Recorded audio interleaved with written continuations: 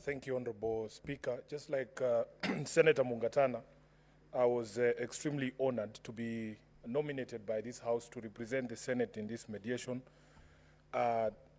In defense of devolution, Honorable Speaker, I cannot have asked for greater allies to go to war, if I might use that term, with the National Assembly on this particular issue. I want to take this opportunity to thank the chairperson of our budget committee, the Honorable Senator Captain Ali Roba, for providing very robust leadership of the Senate team. Of course, the Senator for Mombasa, Mwenye Haji Faki, and Veronica Maina, together with Richard Onyonka, Senator Matinga, who is my chair of energy, Senator Mungatana, and Senator Eddie Okech. Because it was my first time, Honorable Speaker, in a mediation such as this, I honestly would not want to be in a different team other than this one. Because when we met the members of the National Assembly, they had also sent a very strong team, and they kept reminding us at every turn that many of them were PhDs and doctors, and economists like the Honorable Makali Mulu, doctor, who kept reminding us that we may be lawyers, we might see certain things, but when it comes to figures and numbers, we need to take a back seat and listen to him. So it was a very interesting exercise, Honorable Speaker. But one of the things that we could agree upon, especially as a Senate, and as I said yesterday during debate on the President's State of the Nation address, it is very easy to agree on other things once you agree on principles. And Honorable Speaker, I can be very proud of the position that this Senate took, that there are certain principles we laid on the table from the onset of this mediation. The first principle, Honorable Chair, was that counties must never in any financial year receive money less than what they received in the preceding financial year. And we were able to convince members of the National Assembly on this important principle. Number two, Honorable Speaker, because of inflationary trends and other things that crop up, including growth in annual wages, there has always to be year on year an increment in the allocation to counties, even if it be marginal in exceptional years such as this, when we do not have a finance act in place. Honorable Speaker, the third principle that we agreed upon, we were able to convince our colleagues from the National Assembly, is that the shortfalls, any shortfalls in revenue, can never be borne by the county governments, because the national government has more headroom in terms of its budgeting.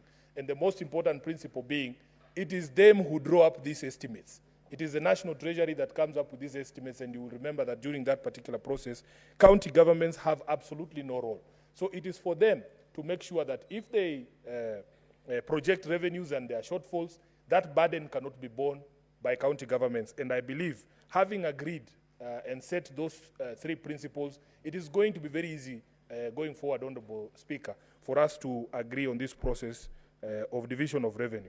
Honorable Speaker, there was also a very interesting conversation because sometimes members of the National Assembly feel that we accuse them of not understanding the needs of the county governments and the need for them to serve the people. One of the things we agreed in this mediation was that there are no Kenyans who belong to county governments and Kenyans who belong to the national government, that all Kenyans belong to all these governments, the 47 county governments and the national government.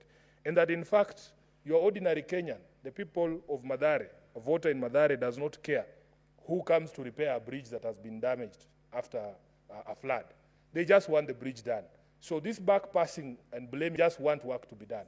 And it was interesting because that conversation was being had roads. Honorable Speaker, it is an acknowledged fact that there are certain classes of roads that belong to county governments or are the responsibility of county governments.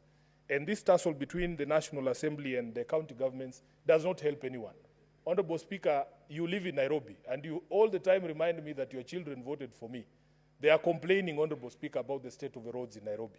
Everybody is complaining about the state of the roads in Nairobi, all across. Senator Sifuna, I live in Meru, where you are. I live in Meru. By my children go to school in Nairobi and live in Nairobi.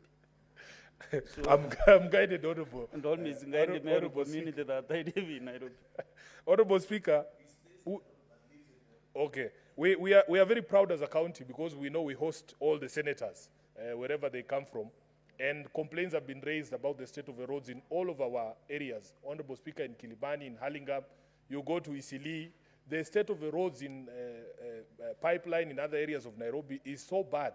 And every time you bring this question up, the governors are always going to hide behind the dispute of the RMLF. In fact, yesterday, Honorable Chair, we had the opportunity to sit with the chair of the Transport Committee of the Council of Governors, the Honorable Governor for Wajir, Ahmed Abdullahi.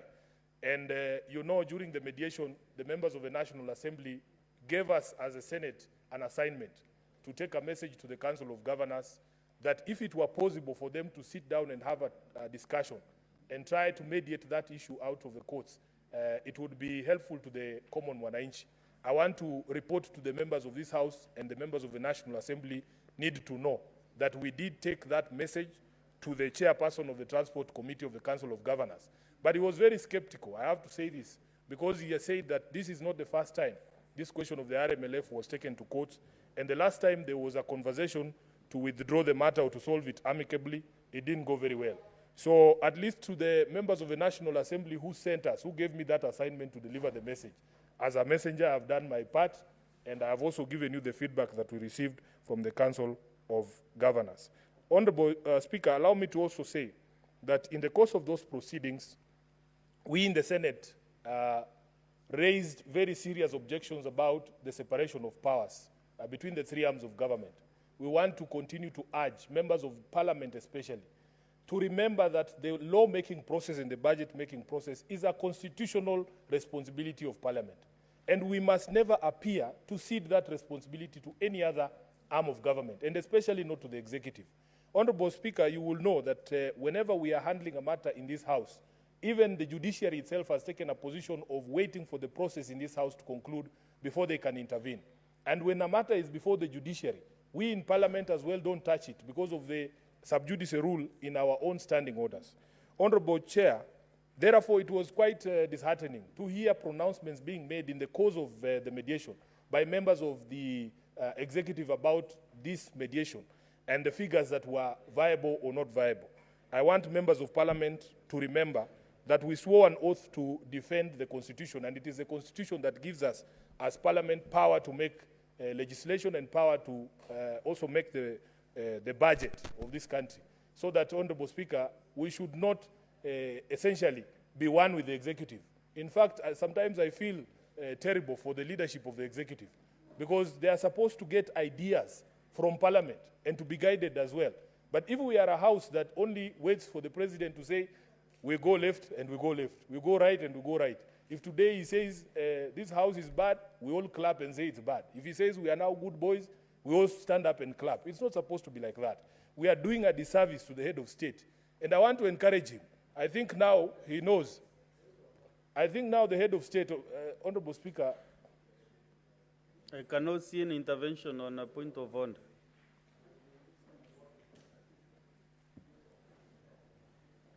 Proceed, Senator Sifuna, I can't see. Yes, Honorable Speaker, the point that I was making was that the head of state now, in this institution of Parliament, should note the voices to listen to.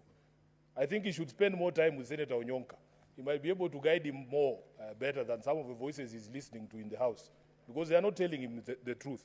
Honorable Speaker, let me conclude by saying that the mediated amount might not be pleasant to the Council of Governors, might not be what this House wanted, because I remember when we were dispatched to this mediation, we were given very clear instructions that we must not accept anything less than the 400 billion that we had passed. We had many objections ourselves, including myself, during debate of this particular bill, but I want to say that the purpose of mediation is not to get your way. The purpose of mediation is to have a conversation with people who hold a different view and to come to some form of middle ground.